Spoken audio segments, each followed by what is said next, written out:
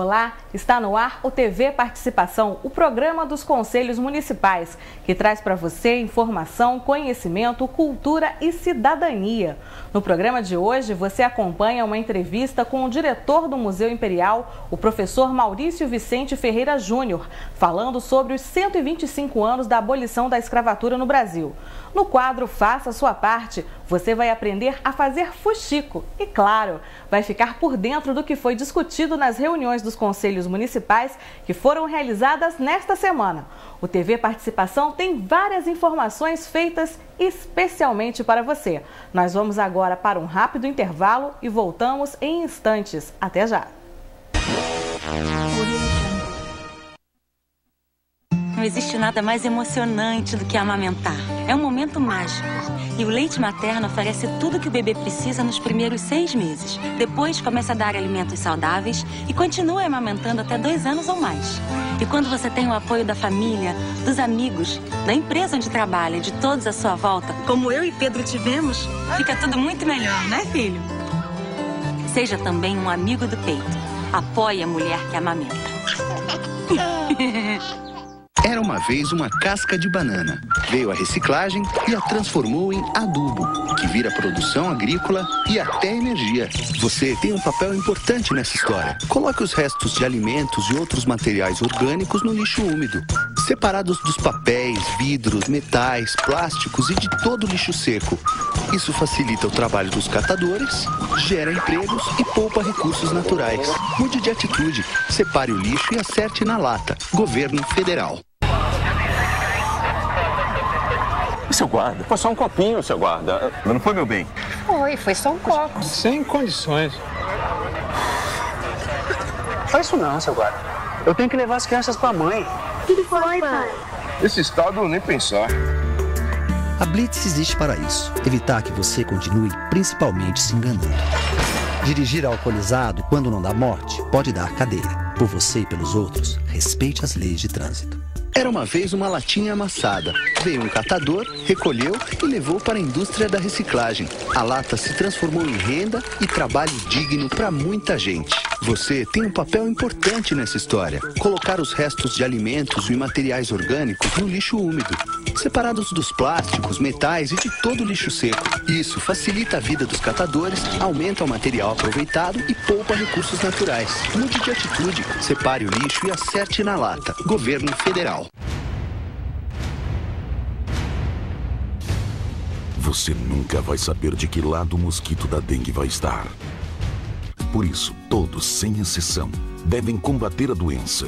Cuide do seu quintal, mantenha terrenos baldios limpos. Evite todo e qualquer acúmulo de água parada. A dengue pode matar. Elimine os focos do mosquito. E hoje, no quadro de entrevistas do TV Participação, eu recebo em nosso estúdio o diretor do Museu Imperial, o historiador Maurício Vicente Ferreira Júnior. Muito obrigada, professor, pela sua presença aqui em nosso estúdio. E vamos começar a falar um pouco sobre a sua vida acadêmica. Por que escolheu História para poder desenrolar o seu trabalho?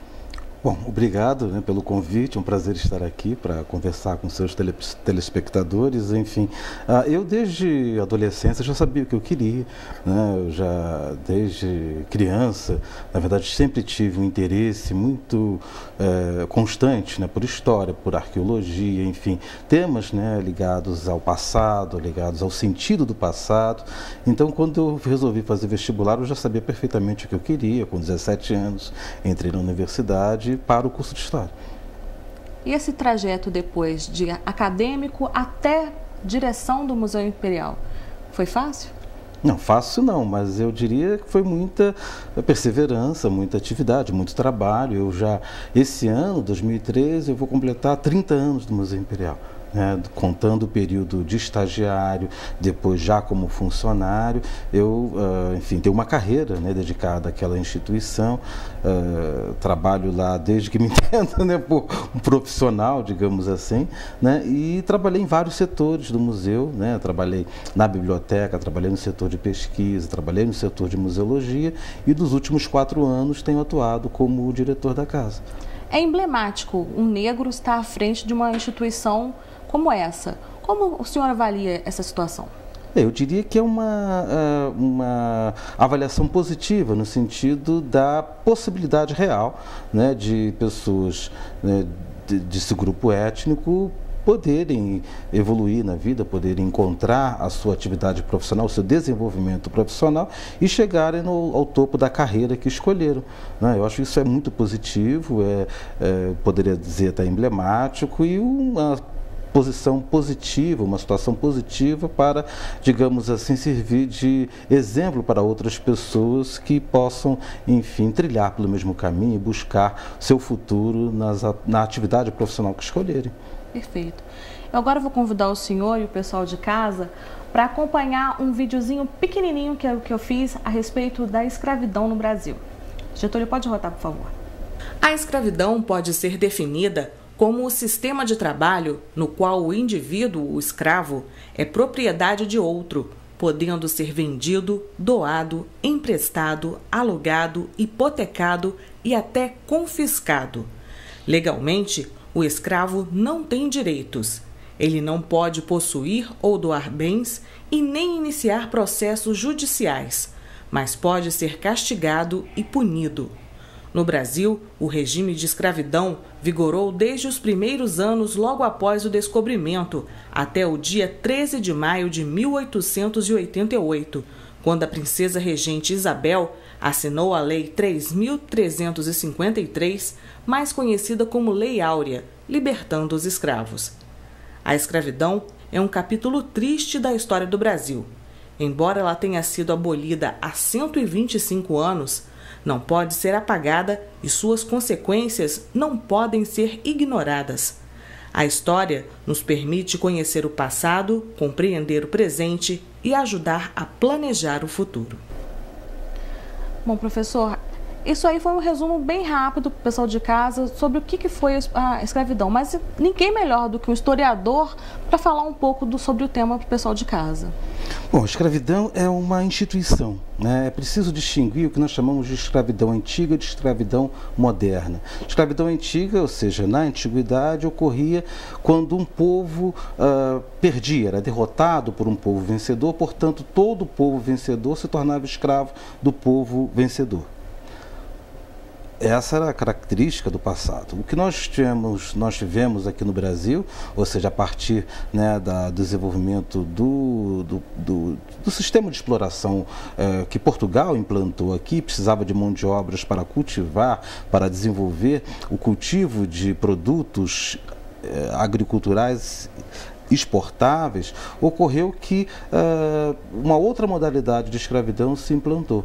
Ou seja, além da escravidão antiga, que foi a primeira usada para aprisionar negros na África, eles passaram a ser vendidos como itens individuais, ou seja, mercadoria, vendidos não socialmente, mas individualmente, ou seja, temos escravidão antiga e moderna numa mesma situação, a pessoa era duplamente escrava. A escravidão, o texto do livro, a melhorar o vídeo, fala da ausência, né, ou seja, a escravidão determinava, portanto, que o escravo era uma propriedade do senhor. Propriedade, isso é muito triste, diga-se de passagem, os escravos eram considerados bens semoventes. O que vem a ser isso? É um bem que se move, tal qual uma galinha, um cavalo, uma vaca. Ou seja, a escravidão era mais do que isso. A escravidão retirava a humanidade das pessoas, negava a liberdade das pessoas, ela não tinha respaldo na doutrina cristã, ela não tinha respaldo em qualquer postura moral. Portanto, ela era amoral, né? E com esses todos os ingredientes que só fez com que esses ingredientes fizeram com que ela se preservasse no Brasil só pelo direito à propriedade, uma vez que o escravo pertencia a alguém. Mas o vídeo também fala que o escravo não podia ter propriedade. Isso não é bem verdade. Nós temos várias situações de escravos que possuíam escravos. Sim, porque veja, a lógica da escravidão era tão perversa que toda a sociedade vivia na dependência do trabalho promovido pelos escravos. Como nós pensamos a estrutura que Portugal implantou aqui no Brasil e que mesmo no período já independente o Brasil reiterou, era o que um historiador chamado Caio Prado Júnior chamou, né, da tríade, que é uma característica da plantagem escravista, ou seja, uma larga extensão territorial onde um grande contingente de pessoas cultivam um bem, uma monocultura para exportação. Essa era a base da economia política do período colonial e também do período imperial. Portanto, toda a sociedade dependia desse tipo de atividade, dependia do trabalho escravo.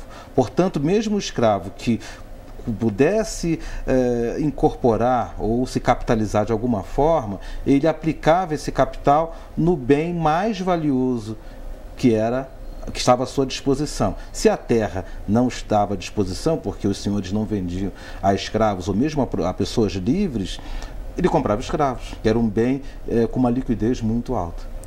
E agora, segunda-feira, é um marco. Afinal de contas, vai chegar aos 125 anos da abolição da escravatura no Brasil e vai ser realizado um debate, uma mesa redonda no museu. Fala o pessoal de casa, o que vai ser debatido lá? Nós convidamos 2 pesquisadores, 2 especialistas, o Bruno de Cerqueira, que é um indigenista, também trata da questão de escravidão indígena, escravidão africana, e é um diretor do Instituto Cultural Dona Isabel. E convidamos também Eduardo Silva, que é um pesquisador da Fundação Casa Rui Barbosa, um dos grandes especialistas do tema da abolição e do abolicionismo, né? Ele escreveu um livro muito, muito interessante chamado As Camélias do Leblon.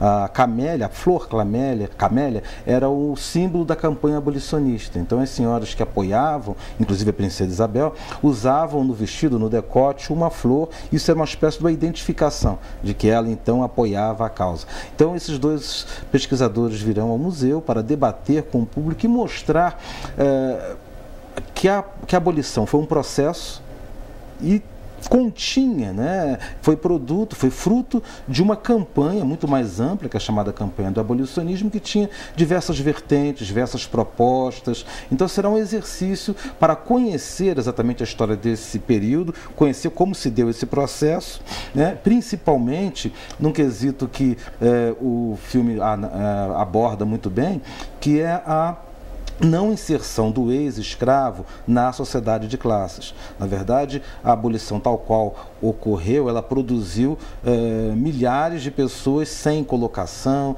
sem a adequação necessária à atividade profissional, à incorporação, ao acesso ao trabalho, né? E, em muitos casos produziu propriamente marginais, porque as pessoas não tinham o que fazer, onde fazer, como fazer, né? Então, esses são aspectos que serão tratados nesse debate, por isso convite a todos participarem dessa atividade às 14 horas no Cine Teatro Museu Imperial, aberto a todos os interessados. É um tema que é muito importante para a nossa trajetória, a trajetória de brasileiros, mesmo porque o Brasil foi um dos últimos países do mundo a abolir a escravidão. Na verdade, só Brasil e Cuba, né, ainda preservavam a escravidão, né, na década de 1880. Foi muita pressão na época, por isso várias outras vertentes se juntaram e acabou fazendo com que a princesa Isabel assinasse de fato a Lei Áurea. Será que na época dela, isso também a gente sabe que foi uma das causas da queda da monarquia, né? E a população negra, hoje em dia, ela ainda sofre preconceito vindo ainda dessa época da escravatura. Como o senhor, como historiador, como que o senhor avalia isso? Esse preconceito, essa diferenciação social se dá justamente em função da ausência de uma inserção, né, uma incorporação dos ex-escravos, ou seja, dos ex-cativos, numa sociedade de classes. É exatamente fruto dessa situação. Ou seja, era uma sociedade desigual que perpetuou uma desigualdade social, uma desigualdade de não acesso à liberdade e transformada numa desigualdade social, ou seja, não proveram, na verdade, esse grupo liberto das condições para que pudesse se incorporar no mercado de trabalho e encontrasse formação. Então foram várias décadas, vamos dizer assim, para que a população escrava e descendente de escravos pudesse, enfim, buscar crescer profissionalmente, buscar uma profissão, buscar uma inserção nessa sociedade de classes que o Brasil já estava movimentando, já estava estruturando. Isso realmente é uma dificuldade, né, e que precisa ser entendida, precisa ser estudada, refletida para conhecer exatamente os processos pelos quais o Brasil passou. Como cidadão, como o senhor avalia a forma que pode ser dada a promoção da igualdade racial como algo efetivo no nosso país? Bom, eu diria que são vários os caminhos, né? O governo tem procurado o caminho das afirmações, né, positivas. Nós precisamos também, mais do que isso, ter formação para todos os brasileiros, não apenas para um segmento, mas ter... Eu diria que a educação é o caminho fundamental. Uma pessoa sem educação, sem uma formação educacional sólida, ela não se transforma num profissional competente, num profissional capaz de conduzir determinadas tarefas que foram apresentadas no treinamento, ou de terem uma massa crítica de poder construir e resolver situações não apresentadas a ele no universo da formação. Ou seja, é necessário formar massa crítica. Eu diria que nós temos, sim, algumas gerações que foram, infelizmente, encontram-se perdidas, mas precisamos trabalhar o quanto antes na formação de novos grupos, de novas formações para crianças, né? Eu diria, por exemplo, o Museu Imperial recebe 70 mil estudantes ano. Essas crianças são levadas a refletir sobre a história, são levadas a refletir sobre o processo histórico que o Brasil sofreu, para que elas possam se instrumentalizar e se tornarem cidadãos críticos, cidadãos atuantes. Eu diria que o caminho é esse. O caminho é a formação, o caminho é a educação. Perfeito. Muito obrigada pela sua presença aqui no nosso estúdio. Foi realmente um prazer fazer esse debate. Eu tenho certeza que o pessoal de casa também gostou muito. Muito obrigado pelo convite e estarei à disposição para futuras participações aqui. Perfeito. E daqui a pouquinho a gente está de volta. O intervalo é rapidinho.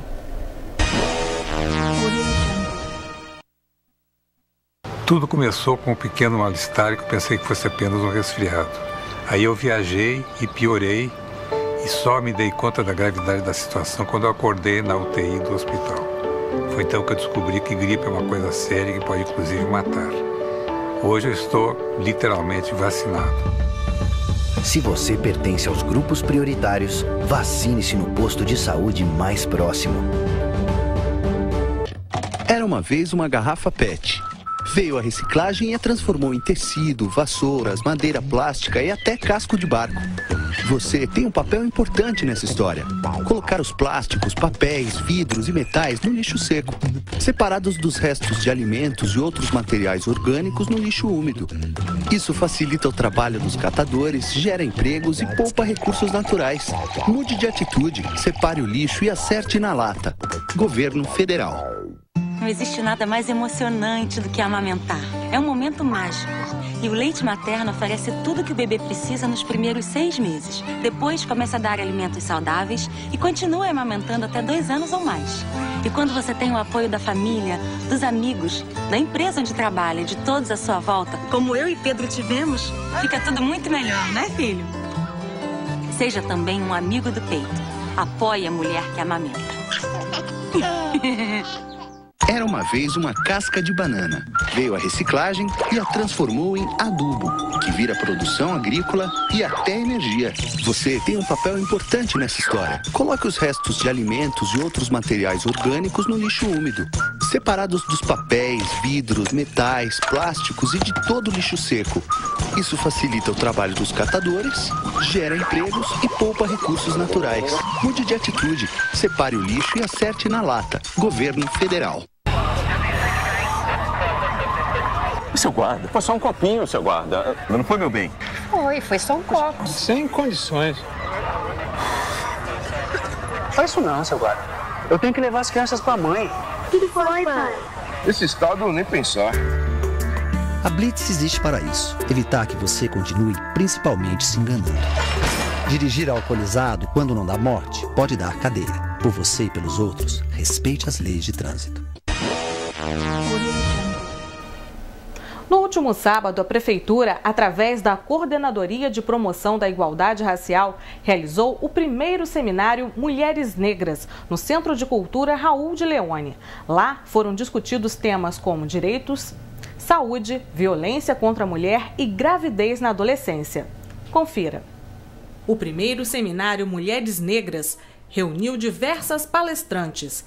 A secretária de Controle Interno, a advogada Rosângela Stumpf, falou sobre os direitos da mulher. Eu acho que essa questão da autonomia, né?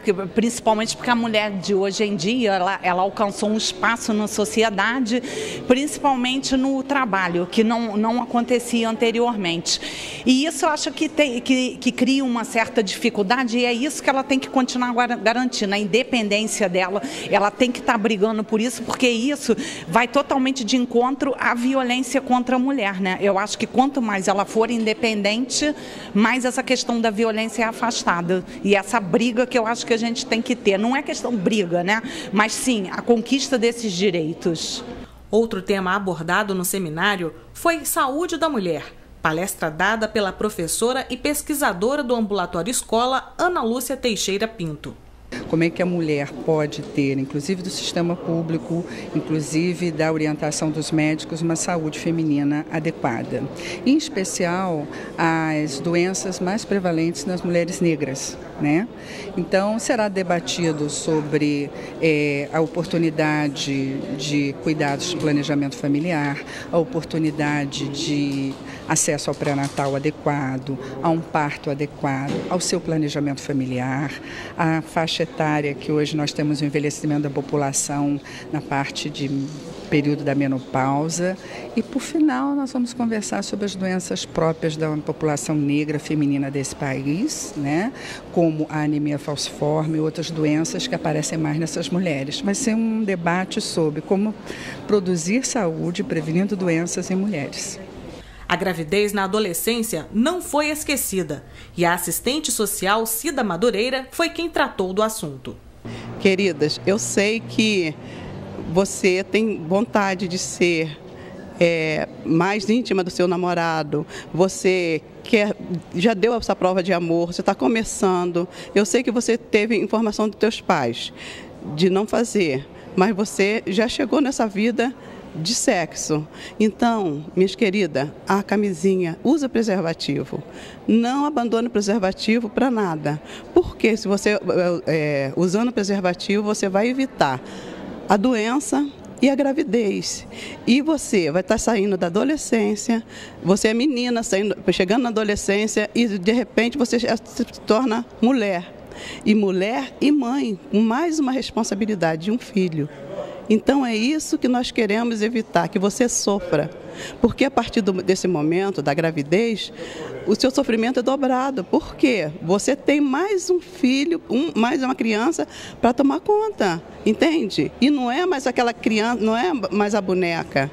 É uma criança que chora, que vai fazer cocô, que vai fazer xixi, que vai mamar.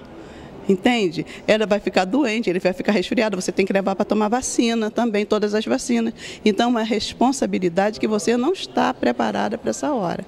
Então, lembra-se, a camisinha é fundamental. Não transe sem a camisinha, não vá para a cama com seu namorado sem a camisinha.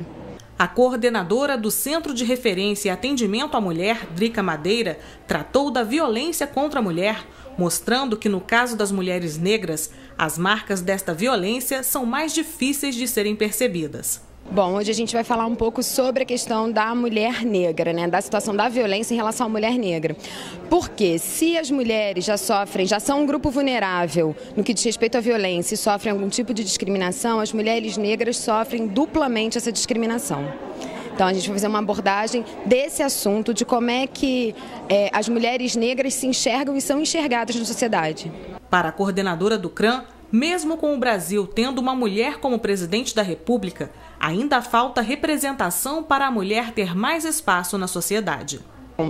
Primeiro, as mulheres negras fazem parte de um grupo vulnerável porque, pensa comigo, se mulheres brancas, vítimas de qualquer tipo de agressão física, essa agressão é pontuada pelo rosto, como é que faz com a mulher negra? Como é que você comprova, né, que você sofreu algum tipo de agressão física? Então, esse talvez seja o balizador fundamental para a gente perceber uma diferença que às vezes passa batido, a gente não valoriza, uma diferença que a gente não valoriza, que a gente acha que é só a questão do estereótipo, é só porque faz o papel de empregada na novela das 8, e não é isso. A gente está dizendo que existe uma violência social que é acolhida pela sociedade, mantida pela sociedade, nos envergonha e deixa a mulher negra em condição absolutamente desigual.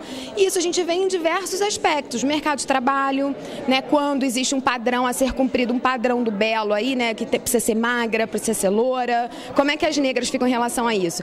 Aqui em Petrópolis a gente tem algumas traduções dessa violência quando, por exemplo, você frequenta as universidades.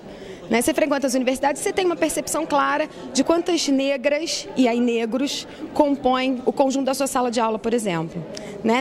Nas escolas que não são públicas, pode perceber também como é que o grupo negro está incluído ali. Como é que chama a atenção seu filho ter um amigo negro? Isso não é a maioria da população, porque a maioria da população é vulnerável e é negra. Então, o país tem uma condição muito diferente daquilo que a gente gostaria de ver. A gente tem uma ampla parcela da população em situação de vulnerabilidade. São negros e são mulheres negras. E é mais importante a gente sempre reforçar a questão da denúncia, para a mulher não se calar. Você pode falar um pouco sobre isso? Claro, para a gente então é fundamental. O Centro de Referência e Atendimento à Mulher funciona ali na Rua Santos Dumont, número 100, atrás do Centro de Saúde, é um prédio anexo, a gente mora ali atrás. E a gente funciona de segunda a sexta, de 8 às 5 da manhã, terças e quartas até às 8 da noite, para atender a usuária que precisa trabalhar e não consegue dispensa do trabalho para poder ter algum tipo de informação. Lá a gente não trabalha com a denúncia, mas a gente trabalha com algumas possibilidades e entre elas a denúncia. A denúncia é feita à delegacia, então qualquer mulher que sofra qualquer tipo de violência pode procurar a delegacia. 105 DP tem um núcleo de atendimento à mulher, a 106 não, mas também atendem, porque você vai fazer uma denúncia como outra qualquer, apesar de ser Lei Maria da Penha, então você tem o direito de denunciar. Agressão física, verbal, e aí verbal ela entra psicológica e moral, patrimonial, sexual, precisa ser denunciada. É só dessa forma que a gente consegue montar uma política de combate e prevenção à violência. É só com a sua denúncia, né? As mulheres não precisam mais se submeter a uma vida de violência. De acordo com a coordenadora de promoção da igualdade racial, Lourdes Petronilho, um dos objetivos do encontro era garantir a aproximação da coordenadoria com as comunidades. Olha, nós estamos começando, né, um governo onde em 2008 o Bom Tempo montou a coordenadoria e nós ficamos 4 anos fora do governo e agora nós estamos retornando. Então nós está muito recente, mas no município tem aberto as portas para a gente, deixando a gente bastante à vontade para fazer o trabalho da coordenadoria da igualdade racial. E nesta semana, o TV Participação esteve presente pela primeira vez na reunião do Conselho Municipal de Alimentação Escolar, o CAI. E você agora vai conhecer um pouco mais desse conselho. Confira. O Conselho Municipal de Alimentação Escolar, o CAI, foi criado pelo decreto número 255 de 17 de junho de 2010. O que compete ao Conselho? O conselho ele fiscaliza, acompanha os pregões, elabora o cardápio junto com o nutricionista, aprova o cardápio, faz visitas às escolas, aos centros de educação infantil, acompanha todo o processo de merenda escolar do município. Na reunião desta semana, o Conselho tratou da prestação de contas da merenda escolar das escolas municipais no exercício de 2012. De acordo com os conselheiros, existe a necessidade de se fazer uma reunião com o prefeito Rubens Bom Tempo para mostrar a ele, que é o gestor oficial, a real situação do município em relação aos gastos feitos com a merenda escolar nos últimos anos. Também foi decidido o envio de um ofício à Secretaria de Educação para que o Conselho Municipal de Alimentação Escolar tenha conhecimento do saldo disponível para a compra de merenda para este ano. A presidente do CAI falou sobre a importância deste conselho.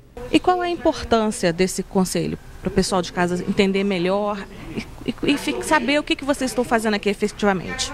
Bom, para um conselho realmente funcionar, ele precisa de participação, e a gente tem muito pouca participação. Mas a importância do conselho realmente é assim, acompanhar, fiscalizar e acompanhar todo o processo da merenda, na escola, do processo de compra até o processo que é servido ao aluno na escola. A participação popular é fundamental para os trabalhos de todos os conselhos. E ainda tem vagas para quem se interessar em debater a merenda escolar oferecida nas escolas municipais. E um dos conselhos que se reuniu nesta semana foi o Conselho Municipal de Promoção da Igualdade Racial. E você acompanha agora o que foi discutido lá. A reunião do Conselho Municipal da Promoção da Igualdade Racial do mês de maio começou com a leitura da ata da reunião do mês passado, que foi aprovada com algumas ressalvas. Em seguida, foi debatido onde a Conferência Municipal da Promoção da Igualdade Racial será realizada e a data da mesma. Os conselheiros ressaltaram a necessidade da Conferência Municipal ser feita antes das conferências estadual e nacional, pois é na Conferência Municipal que se elegem os delegados que vão representar Petrópolis nas outras conferências. O Conselho vai tratar a igualdade no município, vai trazer palestrantes e bastante participação das comunidades para a gente desenvolver um trabalho mais intenso dentro do município de Petrópolis. O Movimento da Beleza Negra, o MOBENE, apresentou um projeto que envolve 3 esferas: saúde, educação e cultura aos conselheiros. Estes projetos, que foram aprovados pelo Conselho Municipal da Promoção da Igualdade Racial, visam sensibilizar associações e escolas em relação à causa da negritude. De acordo com os conselheiros, a sensibilização gera transformação e promove uma nova realidade. Sim, o que acontece, né? Como eu trabalho diretamente com a juventude, vejo a grande necessidade de trabalhos voltados diretamente, principalmente para a educação, por eu ser educadora. Um dos projetos é a área educacional, né? Ou seja, a aplicação da Lei 10.639 de 2003, que é a inclusão da história da África nas escolas, e onde não vemos essa questão dessa aplicabilidade. O que vemos nos livros didáticos é simplesmente falando do negro de uma forma pejorativa, né? Então, um dos projetos é a implantação, desde a educação infantil até o ensino médio, né? Da questão de trabalhar a questão realmente da história da África, não tratando o negro de uma forma pejorativa. Um outro projeto é a questão cultural, ou seja, ter contato com as associações, com os grupos artistas da cidade, em trabalhar a questão da história da África, né? Eventos ligados à questão da África em Petrópolis e atrair o público, a comunidade, juntamente a esse evento. E o outro projeto é a questão da saúde, ou seja, voltada para a questão dos portadores de anemia falciforme, que é um traço do grupo negro, né, da raça negra. Ou seja, temos um grupo grande de petropolitanos que sofrem do traço, né, famílias inteiras que têm que fazer o tratamento muitas vezes no Rio de Janeiro. E o que acontece? Não há um acompanhamento muitas vezes da dificuldade de se deslocar. Se tivermos aqui a questão do PSF, juntamente essas famílias, conhecendo a questão do traço da doença, como nós vamos facilitar a questão reduzir o número de óbitos e da questão de como a criança, o adulto sofre com a questão da anemia falciforme. Então foram 3 projetos, um ligado à área de saúde, um ligado à educação e um ligado à questão da cultura. Agora será formada uma comissão com alguns membros do Conselho para apresentar estes projetos na Conferência Municipal da Promoção da Igualdade Racial. O Conselho Municipal de Turismo também realizou o encontro mensal nesta semana. E lá foi contada como foi a reunião que alguns membros do Contur tiveram com o prefeito Rubens Bontempo e os resultados obtidos. O primeiro assunto da reunião do Conselho Municipal de Turismo, Contur, foi a aprovação da ata da reunião passada, que foi aprovada por unanimidade. Depois, foram feitos os informes aos conselheiros. Mas o grande debate do dia foi o resultado da reunião que o Contur, empresários e membros do Petrópolis Convention and Visitors Bureau tiveram com o prefeito. Bem, o Conselho tomou por base as últimas repercussões da mídia negativas na cidade e montamos um plano de ação emergencial de recuperação da imagem de Petrópolis. E foi apresentado ao prefeito, a gente foi muito bem recebida, assim, a receptividade dele, as ações sugeridas foi muito boa, o empenho em fazer as primeiras ações, já começam essa semana. O projeto que mais chamou a atenção do governo municipal foi o Corredor do Turismo. A gente vai implementar o Corredor do Turismo experimentalmente em Itaipava, num trecho de 5 quilômetros da reta. Então, assim, a gente está muito otimista, achando que realmente a gente vai conseguir trazer boas notícias e conquistar a mídia positiva para a cidade. Entre as novidades apresentadas pelo Conselho Municipal de Turismo foi a reativação da Estrada de Ferro, projeto que agora conta com a parceria do governo Bom Tempo. Bom, antes de mais nada, foi refeito todo um projeto que originalmente tinha sido feito pela Associação Brasileira de Preservação Ferroviária em 2003, 2004, por aí, onde o trecho que estava só sendo contemplado entre o Alto da Serra e Raí da Serra, agora está sendo estendido para que haja realmente uma interação de uma mobilidade urbana. Porque chegar no Alto da Serra é uma coisa, e dali em diante, como é que se continua a garantir a mobilidade urbana daqueles que vão subir e utilizar o trem como meio de comunicação entre o Rio de Janeiro e Petrópolis? Nós temos que ter um VLT que vai transpassar, pelo menos pela artéria principal de Petrópolis, para chegar aos locais onde esse público venha a ser escoado de forma garantida, rápida e eficaz. Isso aqui daí o projeto ter tomado dimensões maiores do que o previsto e que foi encaminhado ao Ministério da Cidade na esperança de ser aprovado dentro do PAC 2, que é o PAC da mobilidade urbana. O presidente da Fundação de Cultura e Turismo, Juvenil Reis dos Santos, que esteve presente na reunião do Contur, falou sobre os eventos que vão ser realizados neste ano na cidade e ressaltou a inegável vocação turística de Petrópolis. Nós temos aí uma programação extensa para o ano todo, começando aí próximo evento Bauerfest, né? Vamos fazer algumas mudanças na festa. Eu acho que ela vai crescer um pouquinho mais. A ideia é que a cada ano cresça um pouco mais. Nós vamos ter aí a Jornada Mundial da Juventude, que é um evento que nunca aconteceu em Petrópolis, que é a vinda do Papa ao Rio de Janeiro. E nós vamos ter 12 mil jovens estrangeiros que virão à cidade. Vamos ficar abrigados nas residências, nas casas das pessoas na cidade e também lá no Parque Municipal. E nós vamos fazer no Parque Municipal um grande evento também,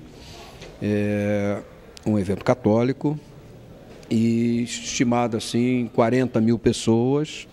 É um evento grande e nós vamos ter no mesmo período os festivais de inverno, né? O Festival da Delarte e o Festival do Sesc, que vai voltar aí com força total esse ano. Então, o inverno, alta temporada em Petrópolis, vai bombar?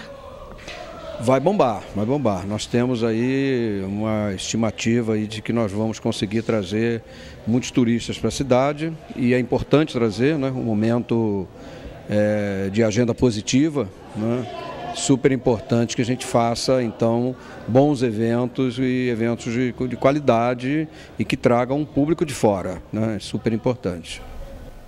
E no próximo bloco, o TV Participação vai te ensinar o passo a passo do fuxico, uma forma de aproveitar as sobras de tecido e trabalhar a sustentabilidade. O intervalo é rapidinho, nós voltamos já.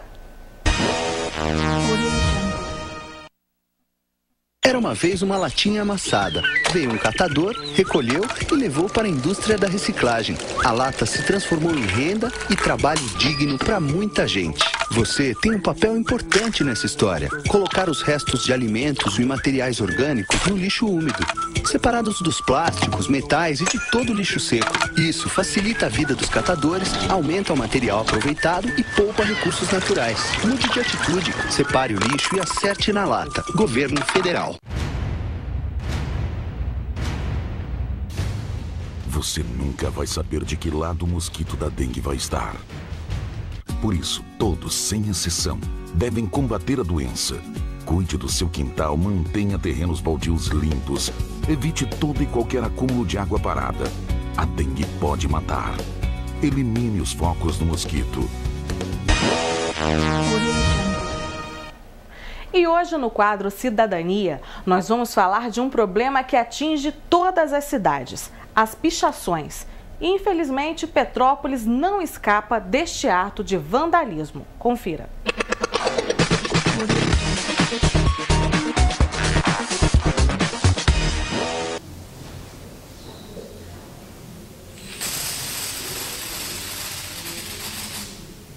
Pichação. De acordo com o dicionário, pichação é o ato ou efeito de untar com piche, pichamento. É também a inscrição feita à mão, com pincel ou, mais frequentemente, aerosol. Por exemplo, nos muros e paredes de prédios. Em vários monumentos históricos, muros e prédios de Petrópolis, podemos ver as marcas da ação de pichadores. De acordo com o pensamento de quem picha, quem chega a lugares mais altos é considerado o dono da área. Nestes casos, a pichação acaba virando uma forma de demarcação de territórios entre grupos, às vezes gangues rivais, que pode acabar, inclusive, em briga. O que os pichadores devem saber é que, de acordo com o artigo 65 da Lei de Crime Ambiental número 960.598, é prevista uma pena de 3 meses a 1 ano com prestação de serviço à comunidade ou reparação ao dano, caso a polícia apure este ato infracional. O que não podemos esquecer é que o aglomerado de fachadas rabiscadas com spray na cidade não afeta só o visual das esquinas e ruas frequentadas pelos petropolitanos e turistas. Dói de olhar, mas machuca também no bolso. Pois para ser feita a limpeza é necessária a repintura, que custa dinheiro. Quando falamos de monumentos e fachadas de prédios públicos, temos que lembrar que é usado o nosso dinheiro, dinheiro público para a limpeza, por causa de atos de vandalismo. Quando as pichações estão nas casas das pessoas, são elas que têm que arcar com o custo da repintura. Pichar não é legal. Deixa a cidade suja, feia e triste.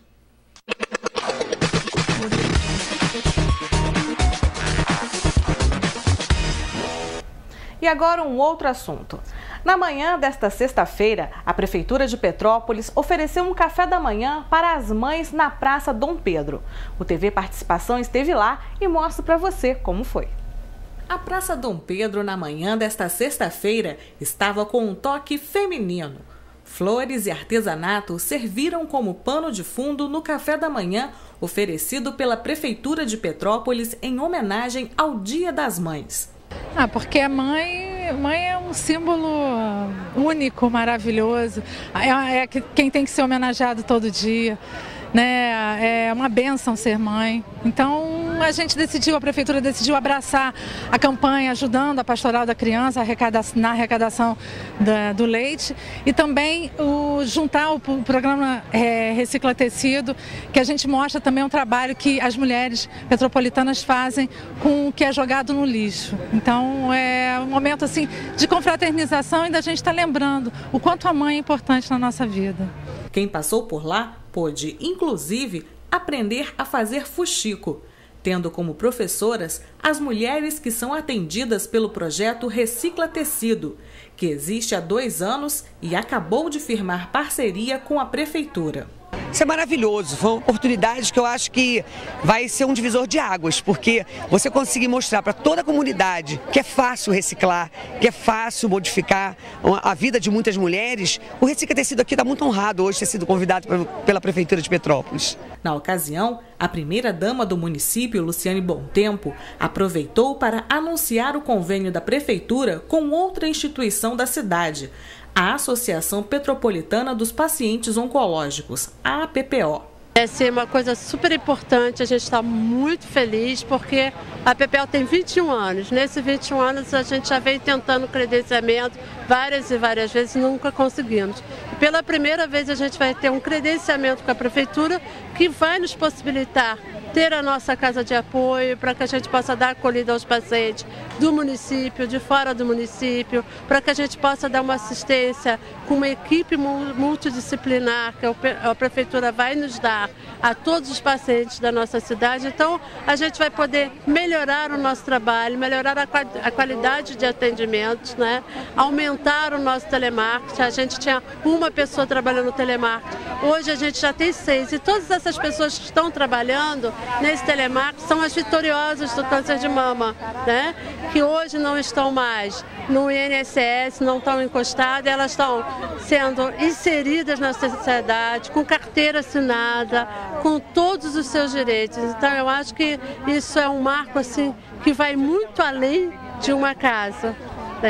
Isso é um marco onde a gente tem a possibilidade dessas mulheres estarem voltando novamente à vida com dignidade, de poder ganhar o seu próprio dinheiro, o seu próprio sustento. Então, isso assim para a gente é muito feliz e a gente tem muito que agradecer a Luciane Bom Tempo, ao Rubens Bom Tempo, por ter nos acolhido. Nós tivemos uma reunião no dia 2 de maio e que nós fechamos esse convênio, tá? Estamos indo no trâmite de documentos, de assinar documentos, que agora tem toda essa parte burocrática, mas já está assegurado que nossa casa vai ser patrocinada pela Prefeitura de Petrópolis. Uma das ações realizadas na Praça do Imperador foi a entrega de leite para a Pastoral da Criança. A rádio já faz todo ano Tudo Nos Fala das Mães, né? E nós trocamos os ingressos para o show que vamos ter nesta noite, sexta-feira, no Teatro Dom Pedro, em homenagem às mães, pelo leite em pó integral para a Pastoral da Criança. Esse ano tivemos o reforço da Prefeitura, trabalho liderado pela primeira-dama Luciane Bom Tempo, coordenado pela Fernanda. Então, essa campanha está arrecadando toda essa quantidade que vocês estão vendo aqui e que, além de reforçar o que a Pastoral da Criança vai receber, nós vamos poder ajudar outras entidades também com o leite. Padre Jaque falou também sobre a missa de Dia das Mães, que será celebrada no próximo domingo, às 11 da manhã, na Catedral. Exatamente, na missa de 11h30 da Catedral, que nós temos sempre corais da cidade, nesse domingo, em homenagem às mães, nós teremos a participação do Coral das Princesas de Petrópolis do Colégio São José, na missa de 11h30 da manhã, no domingo, na Catedral. E como você pode ver, quem passou pela Praça Dom Pedro hoje aprendeu a fazer fuxico. E nós, da TV Participação, não podíamos ficar de fora.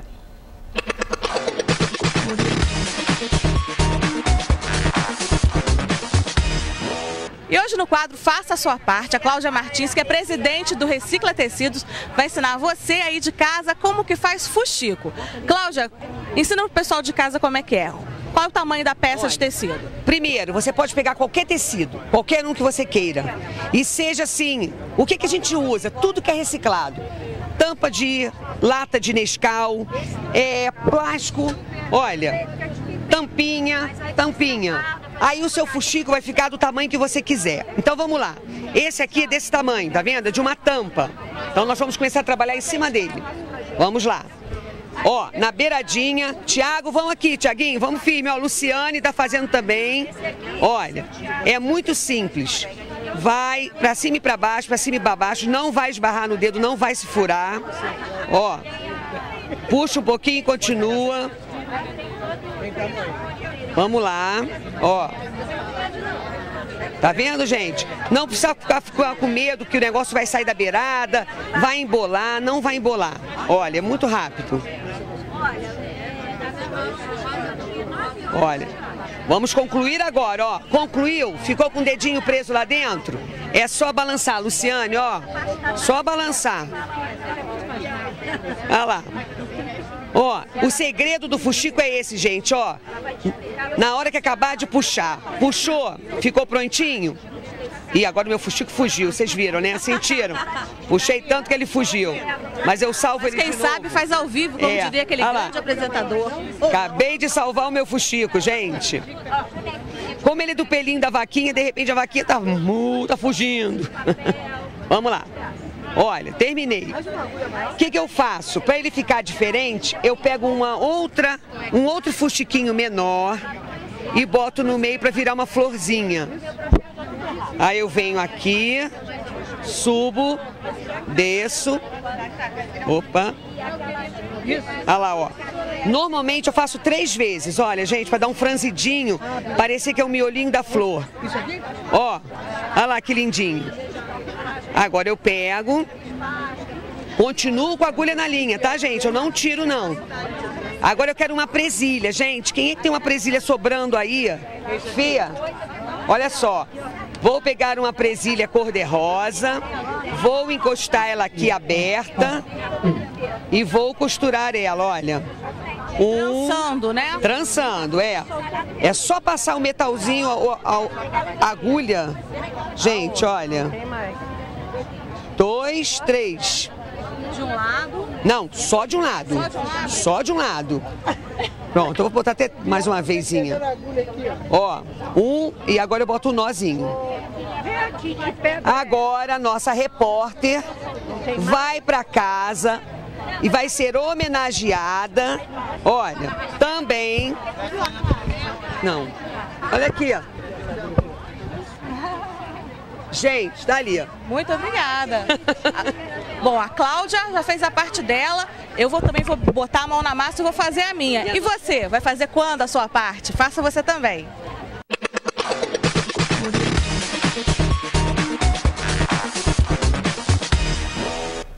E neste domingo, dia 12 de maio, é comemorado o Dia das Mães. Nós, da TV Participação, aproveitamos a data para fazer uma brincadeira com as pessoas que passavam pela Praça Dom Pedro. A proposta foi a seguinte: imagine Petrópolis como uma grande mãe que nos acolhe todos os dias, vê crescer os nossos filhos, nos oferece qualidade de vida, mas também fica brava com a gente, como podemos perceber nas ações da Mãe Natureza. Pensando nisso, nós perguntamos o seguinte: que presente você daria para a Mãe Petrópolis?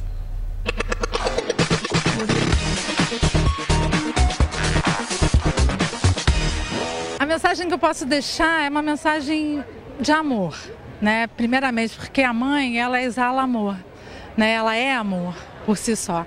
E o que eu queria pedir é para que os filhos, né, pensem na mãe, lembrem da mãe todos os dias e que as mães que perderam seus filhos e os filhos que perderam suas mães não fiquem tristes, porque eles estão certamente, elas, as mães e eles, filhos, estão certamente com Deus, com Jesus. Mas nós aqui temos que homenagear todo dia as nossas mães. Então não fiquem tristes nesse dia, mas felizes por eles estarem perto de Deus e por a vida ser tão boa com a gente. Daria o presente do compromisso de cuidar melhor dessa cidade, que já é abençoada por Deus, com essa natureza pródiga, com tantas coisas bonitas. Então, o maior presente que a Mãe Petrópolis merece é o amor dos seus filhos, quer sejam aqueles que nasceram aqui, ou como eu, que vim para cá com 3 anos e meio de idade, mas que sou filho de Petrópolis afetivamente. Um feliz Dia das Mães para minha cidade, que eu amo, que me abrigou, me nutriu, me recebeu a vida inteira. 46 anos que eu moro aqui. Inclusive minha mãe foi rainha da cidade, rainha de Petrópolis, nos áureos tempos. Eu daria para Petrópolis, minha mãe, né, que seria a nossa cidade, mais sinceridade, mais amor. Acho que todos nós temos que apoiar em relação a Petrópolis, cuidar mais da nossa cidade, na questão da natureza, né?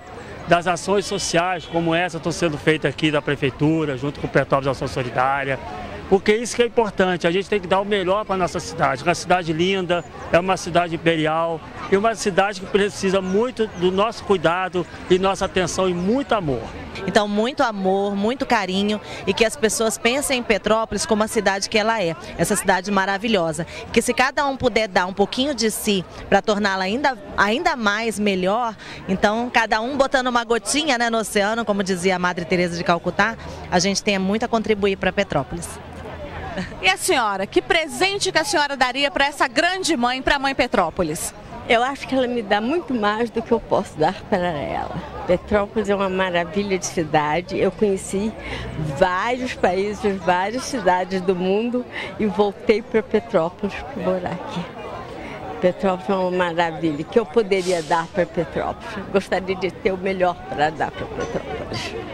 Como meu amigo disse, uma faculdade pública, que eu acho que Petrópolis precisa de mais educação e investir mais nos jovens de Petrópolis. Então um beijo grande para todas as mães, para as minhas noras, para vocês que não são mães, mas que são filhas, e são para Petrópolis, que é uma mãe nossa, que eu não sou petropolitana, mas eu sou petropolitana de coração, eu sou paranaense, mas Petrópolis é minha mãe.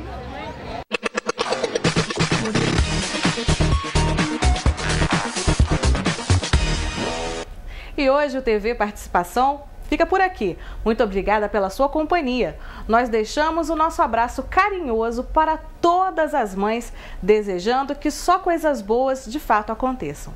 Eu peço licença a você aí de casa e mando um beijo para as mães dos meus colegas de trabalho.